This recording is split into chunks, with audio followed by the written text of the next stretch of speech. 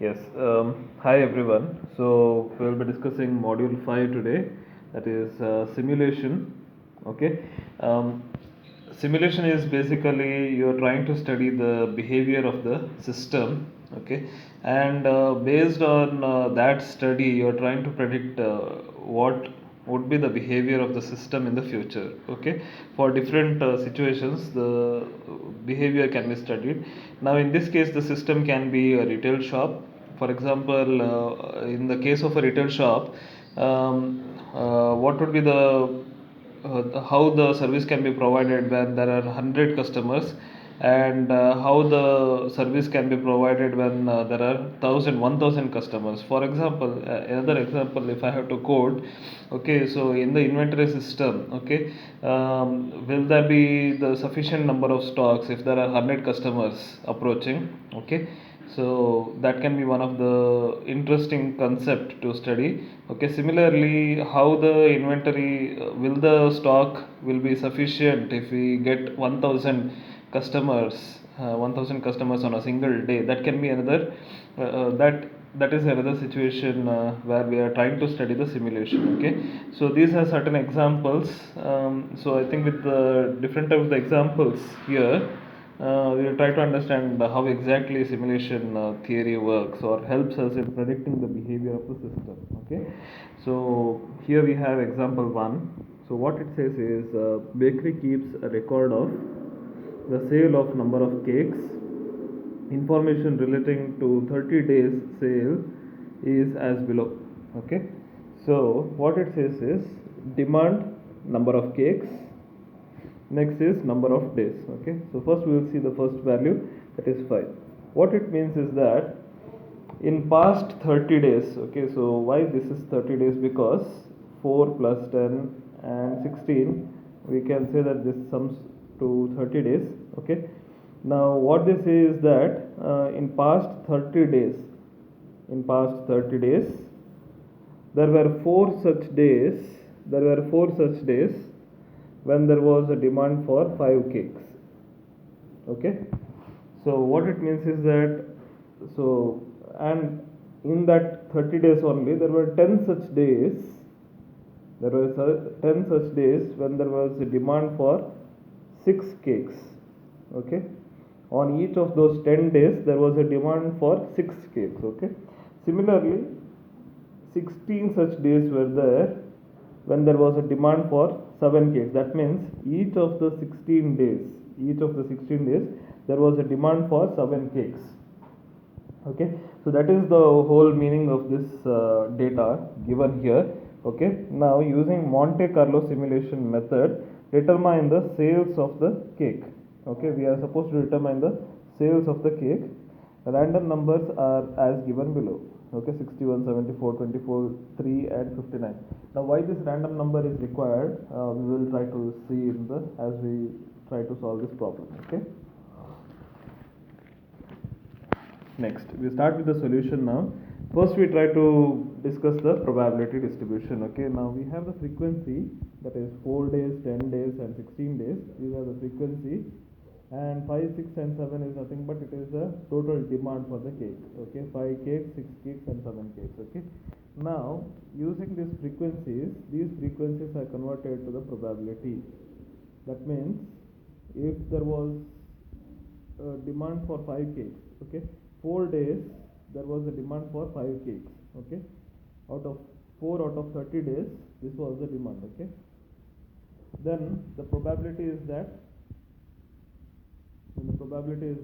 4 divided by 30. Okay, simple example if I have to give. Okay, so if you consider cricket match, okay, out of 2 matches, if one team has won single match, okay, then the probability of winning the next match would be 50-50. Why? Because out of 2 matches that team has won a single match.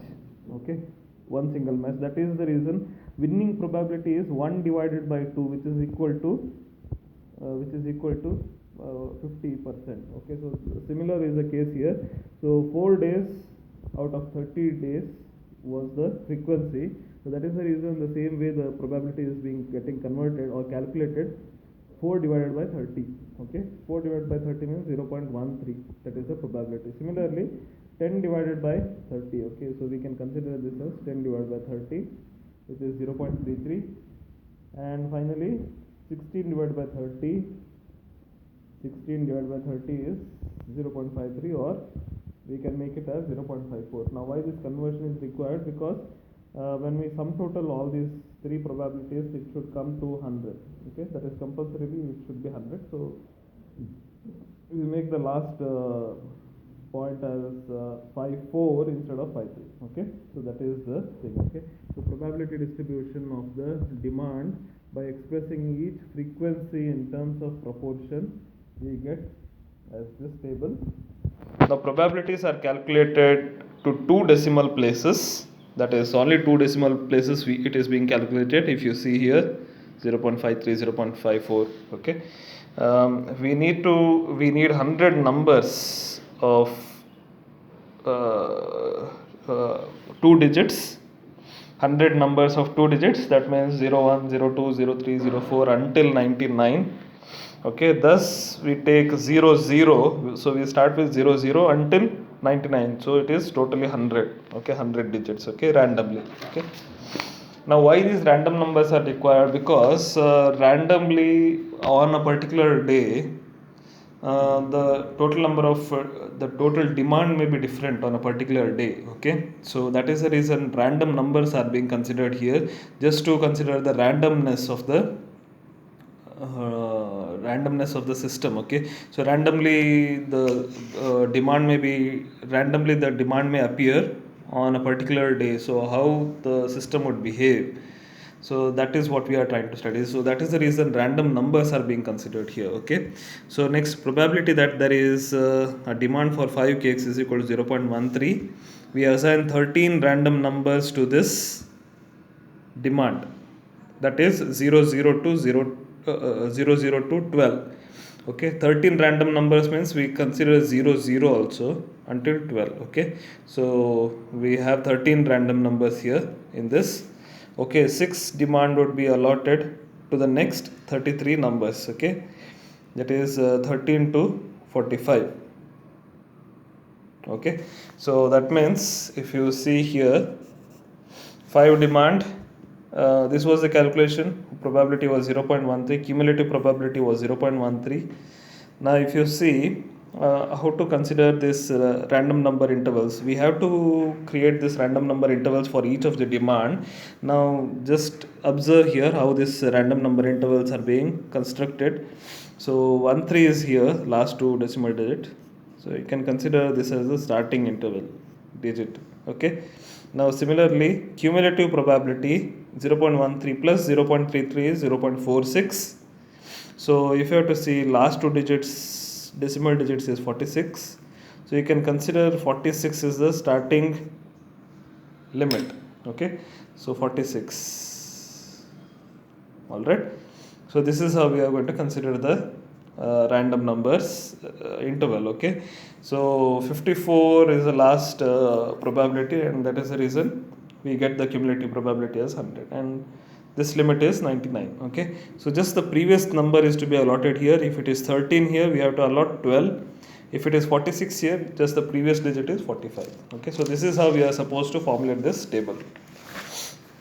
Next, in the question statement, the random numbers are given. Correct? So this is the question statement, and 61, 74, 61, 74 and 03, 59, these are given in the question. Okay, so this complete is given. Okay, now using these random numbers, we have to predict what is the demand for the first day. How many cakes will be sold on the first day, that we are supposed to find out. Okay, so 61 is a random number that is given. So 61 falls in this particular class interval, that is 46 to 99.